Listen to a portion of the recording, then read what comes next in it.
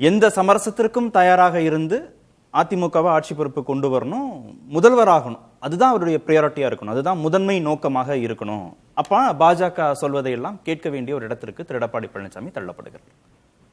நல்ல பார்வை தான்.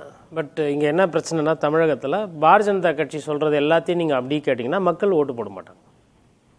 பாரதிய ஜனதா கட்சி பீகாரோட தமிழகத்தை ஒரு சில விஷயத்தில் ஒப்பிடவே முடியாது. காரணம் என்னென்னா, பீகாரில் வந்து பாரதிய ஜனதா கட்சிக்கு 74 சட்டமன்ற உறுப்பினர்கள் முன்னாடி இருந்தாங்க.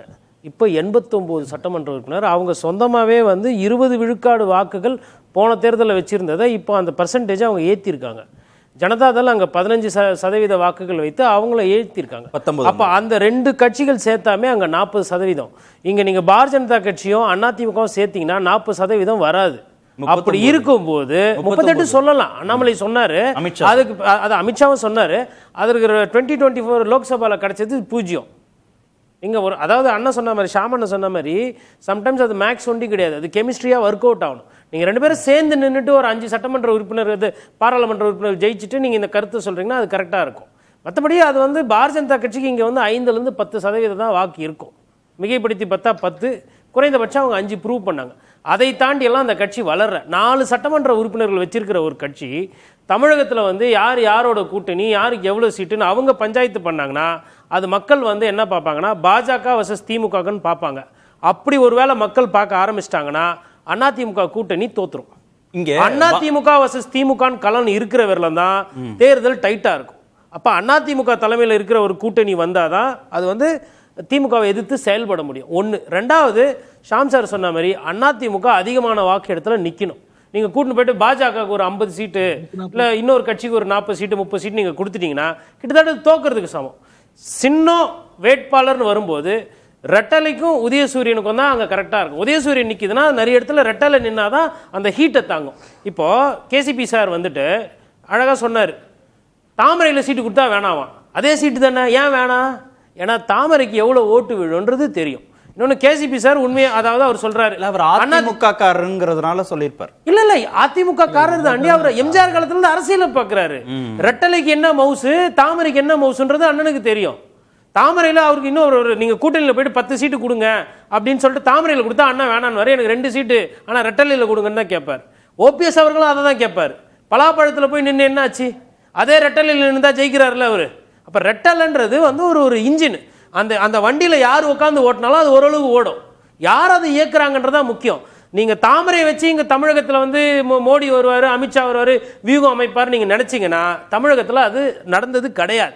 மோடி அவர்கள் வேணுமா அப்படின்ன போதே இங்கே ஓட்டு போடல. இது மோடிக்கு உண்டான தேர்தலே அல்ல. ஃபர்ஸ்ட் நல்லா புரிஞ்சுக்கணும். இந்த தேர்தல் வந்து சட்டமன்றத்தில் யார் வர போறா, யார் முதலமைச்சராக வரணுன்றதான் தேர்தல். பாஜக கிட்ட எதிர்பார்க்கிற உதவி என்னன்னா வியூகமோ தாமரையோலாம் கிடையாது, தேர்தல் ஆணையத்தோட அனுகூலன். அதாவது நாளைக்கு பாட்டாளி மக்கள் கட்சியில் பிரச்சனை வருது அப்படின்னா ராம்தாஸ் வந்து ஒருத்தர் நிலைப்பாடு எடுக்கிறாரு, பெரியவர் வேற நிலைப்பாடு எடுக்கிறாரு, அன்புமணி அப்படின்னா அப்போ யாருக்கு மாம்பழம் போகணும்? இது ஒரு எடுத்துக்காட்டு. ரெண்டாவது, அமலாக்கத்துறையோட உதவி.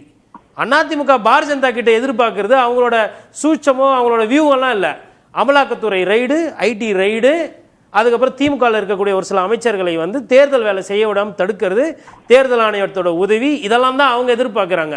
மற்றபடி அமித்ஷா வந்தாருன்னா இவரை சேர்த்துருவார். இப்போ பிரேமலதா விஜயகாந்த் அவர்கள்கிட்ட இப்போ நயினார் நாகேந்திரன் அவர்களையோ இல்லை அண்ணாமலை அவர்களையோ போய் நீங்கள் உட்கார வச்சு பேசினீங்கன்னா ஆல்ரெடி அவங்க வந்து அவங்க சக்திக்கு மீறி தான் சீட்டு கேட்பாங்க. அவங்களோட தன்மை எப்படி. நீங்கள் பிஜேபியிலலாம் உட்கார வச்சிங்கன்னா அவங்க என்ன பண்ணுவாங்க, போகிற போக்கில் வாய்க்கு வந்த நம்பரை கேட்பாங்க. பாட்டாளி மக்கள் கட்சியும் அப்படி தான். ஒரு டஃப் நெகோஷியேட்டர் தேவை. போன வாரம் பிஜேபிக்கே வந்து பாட்டாளி மக்கள் கட்சிக்கும் டஃப்பாக தான் கொடுத்தாங்க. ஆனால் ஷாம் சார் சொன்ன ஒரு விஷயம் ரொம்ப முக்கியமானது, விஜய் அவர்களும் சீமான் அவர்களும் சேர்ந்து அதிகமான ஓட்டுகள் பிரித்தாங்க. அதிகமான ஓட்டுகள், அது 22 விழுக்காடு வைக்கிறார். அந்த 22 விழுக்காடுக்கே அவங்க போனாங்கன்னா ஒருவேளை 8% வச்சுக்கோங்களேன் சீமான் அவர்களுக்கு, விஜய் அவர்களுக்கு ஒரு 14 அப்படின்னு வச்சா அந்த 20 வந்துச்சு, 22 போயிடுச்சுனாவே சிக்கல் அதிமுக. திமுகவை பொறுத்தவரைலாம் ஆட்சியில் இருக்காங்க, பொங்கலுக்கு வந்து ஒரு பரிசு கொடுக்குறாங்க, இல்லை ஏதோ பணம் போடுறாங்க அக்கௌண்ட்டில், இல்லை திடீர்னு மக்கள் மேலே ஒரு இது வந்தது அப்படின்னா அது ஒரு பேசப்படலாம். இன்னொன்று, நிதிஷ்குமாருக்கு இருந்த அட்வான்டேஜ் திமுகக்கு கிடையாது. சட்ட ஒழுங்கு பிரச்சனை பீகாரில் ரொம்ப மோசமாக இருந்த பீகாரில் இப்போ இம்ப்ரூவ் ஆயிருக்கு.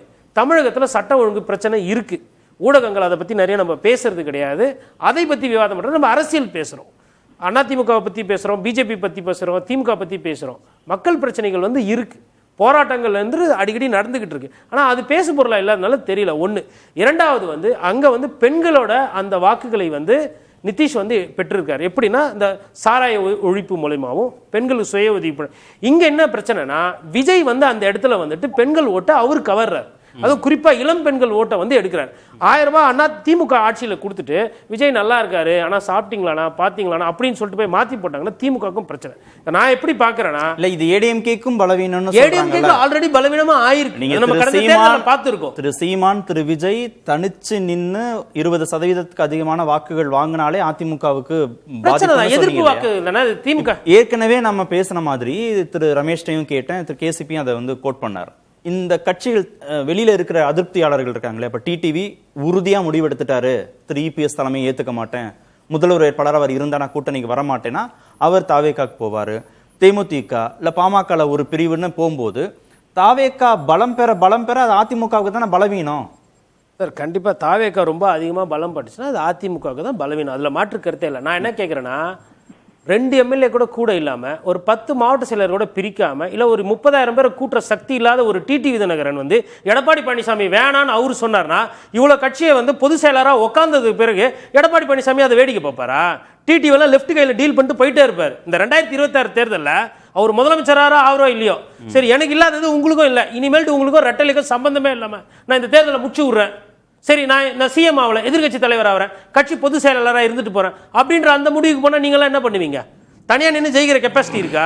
பொழுதுக்கும் இவர் இருக்கக்கூடாது. சரி நீங்க இருந்தா அம்மையார் ஜெயலலிதா மறைவுக்கு முன்னாடி டிடிவி தினகரன் அவர்களுக்கு பொசிஷன் இருந்ததா இல்லையா? கட்சியில முக்கிய அந்தஸ்து இருந்ததா? முக்கிய பொறுப்பு கொடுக்கப்பட்டதில்ல. தக்க வைக்க தவறியவர் டிடிவி தினகரன். ஆர்கே நகர் இடைத்தேர்தலில் ஜெயிச்சாரு, கூட இருந்தவங்க எல்லாம் வேலை செஞ்சாங்க. இன்னைக்கு அதுல எத்தனை பேர் இருக்கிறாங்க? செந்தில் பாலாஜி எங்க? செந்தில் பாலாஜி ஏன் டிடிவி தினகரன் விட்டு போனார்? அதுக்கு பிறகு எதனா ஒரு இடைத்தேர்தல் இல்ல எதனா ஒரு பொது தேர்தல் இவருக்குன்ட்டு இப்போ அசாதுதீன் ஒவைசி ஹைதராபாத்ல கட்சி இருக்கிறவர் பீகார்ல போய் 5 எம்எல்ஏ ஜெயிக்கிறாரு. இவர் என்ன ஜெயிச்சாரு? இவர் என்ன ப்ரூவ் பண்ணாரு? தேனியில இவர் எவ்வளவு ஓட்டுல தோத்தாரு? இதெல்லாம் பாப்பாங்க. ஜெயிக்கல. ஆனா திரு எடப்பாடி பழனிசாமி வெற்றியை பாதிக்கிறாருல. வெற்றியை பாதிக்கிறது அது அவரு பிரச்சனை. அவர் வந்து என்ன நினைப்பார்னா இப்ப உங்களெல்லாம் திருப்பி சேர்த்துனா எனக்கு மறுபடியும் தலைவலி, ஒவ்வொன்றுத்துக்கு ஒவ்வொன்று சொல்லுவீங்க, எனக்கு வேணாம். இப்போ கேசிபி சார் சொல்றாரு அதிமுக ஆட்சி வரணும், முதலமைச்சரா வந்து ஏபிஎஸ் இருக்கட்டும் அப்படின்னு சொல்றாரு. இப்போ இந்த மாதிரி பேசுறவங்க மேல கூட வந்து சரி அண்ணா ஏதோ சொல்றாரு சேர்த்துக்கலான்ற அந்த ஒரு எண்ணம் அவருக்கு வரலாம். அவரோட எண்ணோட்டத்தை வச்சு சொல்றேன். திமுக தான் ஜெயிக்கும், எடப்பாடி பழனிசாமி தோக்கடிக்கணும், எடப்பாடி பழனிசாமி இருக்கக்கூடாது அப்படின்னும் போது எதுக்கு காம்ப்ரமைஸ் பண்ணணும்? திமுக தாவேக்கா இடையே தான் போட்டின்னு சொல்றாரு. அப்புறம் எதுக்கு காம்ப்ரமைஸ் பண்ணணும்? தேவையே இல்லை. 5% தானே. விஜய் 10% பிரிக்கிறாரு, சீமான் 8% பிரிக்கிறாரு, நீ 5% பிரிக்கிற. சரி இதுக்கு அப்புறம் என்ன அரசியல் பண்ண முடியும் அந்த லெவலுக்கு போவாரு. இப்ப பாட்டாளி மக்கள் கட்சி உள்ள வருது, பிரேமலதா விஜயகாந்த் அவர்கள் உள்ள வராங்க, பிஜேபி அசுர பலத்துல வந்து எடப்பாடி பழனிசாமி கேட்கறதெல்லாம் பண்ணி கொடுக்குறாங்க. ஒரு 4 பேரை அமலாக்கத்துறை மூலமா விசாரணை வளையத்துக்குள்ள வைக்கிறாங்கன்னு வச்சுக்கோங்களேன். தேர்தல் வேலை பாதிக்குமா பாதிக்காதா? அப்ப இன்னைக்கு இருக்கிற திமுகக்கு அந்த ஆட்சியில இருக்கக்கூடிய அந்த பதவிகளோ இல்ல அந்த இன்ஃப்ராஸ்ட்ரக்சர் அடி வாங்கும். ஒண்ணு.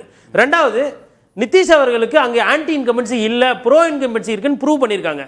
இங்க இந்த நேரத்தில் ஆன்டி இன்கம்பன்சி திமுக இல்லைன்னு சொல்ல முடியுமா? நம்ம போராட்டங்கள் இருக்கா இல்லையா? அரசு ஊழியர்கள் எடுத்துக்கங்க. அங்க அரசு ஊழியர்கள் போய் லைன்ல நின்று ஓட்டு போட்டிருக்காங்க, லேடிஸ் அங்க போய் லைன்ல நின்று ஓட்டு போட்டிருக்காங்க.